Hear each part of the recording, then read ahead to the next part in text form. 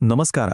आजच्या या विश्लेषणात आपण एका खूपच महत्त्वाच्या विषयावर बोलणार आहोत आणि तो म्हणजे शैक्षणिक व्यवस्थापन.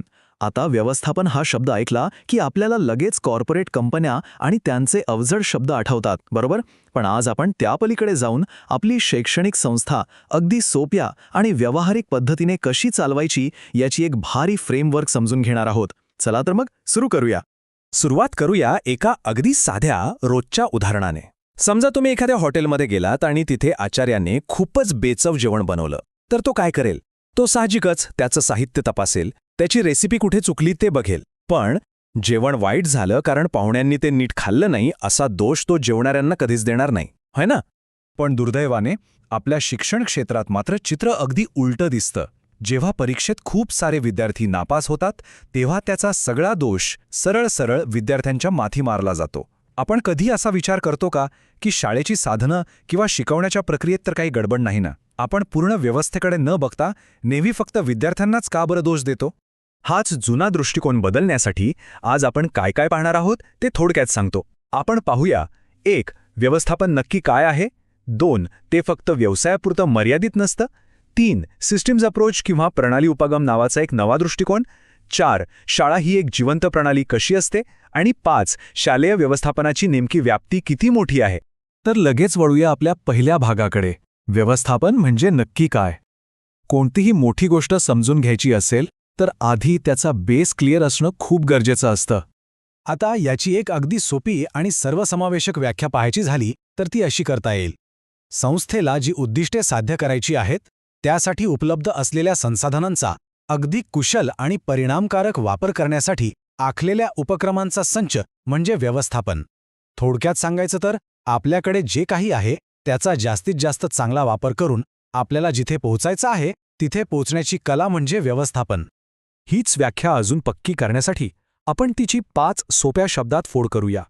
पहिलं म्हणजे उद्दिष्टे, जे आपल्याला नक्की कुठे जायचंय हे सांगतात.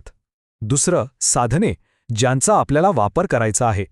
तिसरं कुशल म्हणजे कार्यक्षमता, इथे आपल्याला वेळेची आणि पैशाची नासाडी टाळायची असते.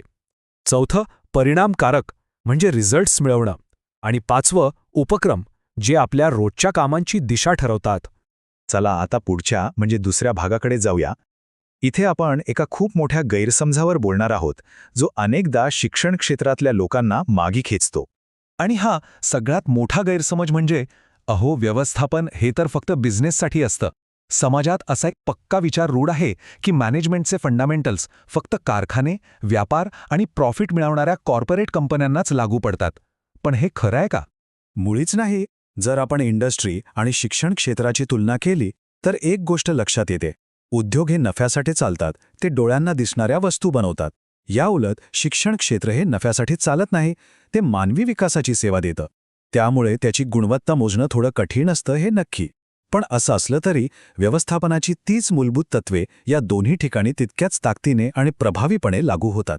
आणि इथूनच आपण येतो आपल्या तिसऱ्या आणि सर्वात महत्त्वाच्या भागाकडे, प्रणाली उपागम, ज्याला इंग्रजीत सिस्टम्स अप्रोच असं म्हणतात. हा एक असा भन्नाट दृष्टिकोन आहे जो आपल्याला कोणत्याही संस्थेकडे अगदी समग्रपणे पाहण्यास मदत करतो. पण हा सिस्टम्स अप्रोच म्हणजे नक्की काय प्रकरण आहे? तर संपूर्ण संस्थेला एकच जिवंत आणि डायनॅमिक घटक मानणे. मुळात ही जीवशास्त्रातली कॉन्सेप्ट आहे. याचा अर्थ असा की शाळेला आपण एका मोठ्या साखळीसारखं मानलं पाहिजे, जिचा प्रत्येक दुवा एकमेकांवर अवलंबून आहे. एका छोट्या भागात जरी बदल झाला तरी त्याचा परिणाम संपूर्ण साखळीवर नक्कीच होतो. शैक्षणिक व्यवस्थापनात हाच सिस्टम्स अप्रोच 3 अगदी सोप्या टप्प्यांत विभागला जातो.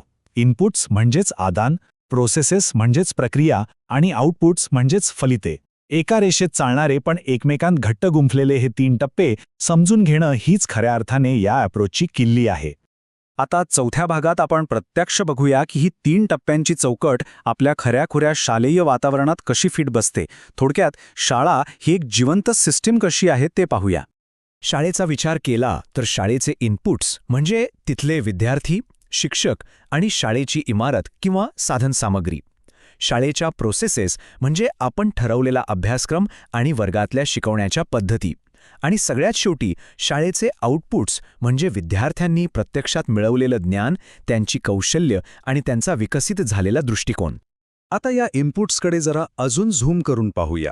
विद्यार्थ्यांचा विचार करताना फक्त त्यांची वर्गातली हजेरी महत्त्वाची नसते बरं का.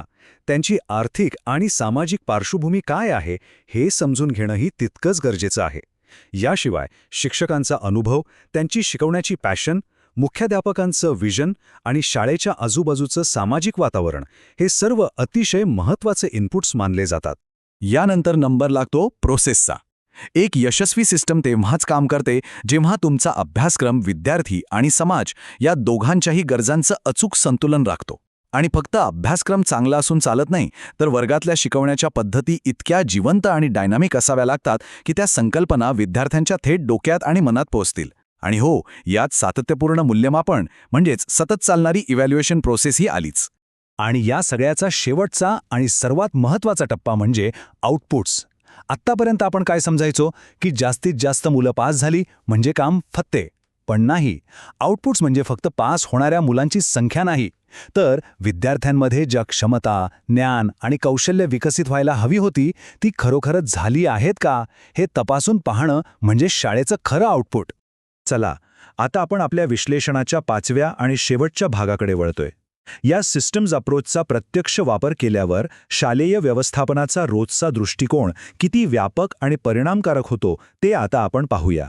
इथे खूपच महत्त्वाचा मुद्दा समोर येतो. जर शाळेचा निकाल किंवा आउटपुट हे आपण ठरवलेल्या अपेक्षेपेक्षा कमी येत असेल तर काय करायचं?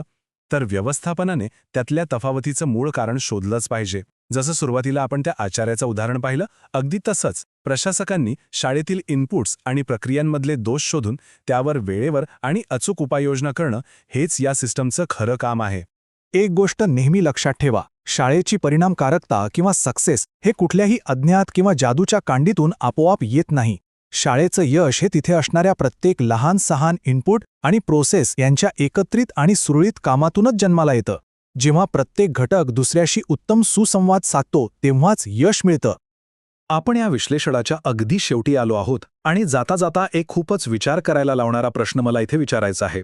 जर आपण हे अगदी सहज मान्य करतो की एखादा विद्यार्थी परीक्षेत नापास होऊ शकतो, तर मग एकमेकांशी जोडलेली एक सिस्टम म्हणून एखादी शाळा देखील नापास होऊ शकते हे आपण मान्य करायला नको का? थोडा विचार करा. आता वेळ आलीये व्यवस्थापनाच्या या सिस्टम्स अप्रोचचा खऱ्या अर्थाने स्वीकार करण्याची. आजचं हे विश्लेषण तुम्हाला नक्कीच उपयुक्त वाटलं असेल अशी आशा आहे. पुन्हा भेटूया अशाच एका माहितीपूर्ण सत्रात.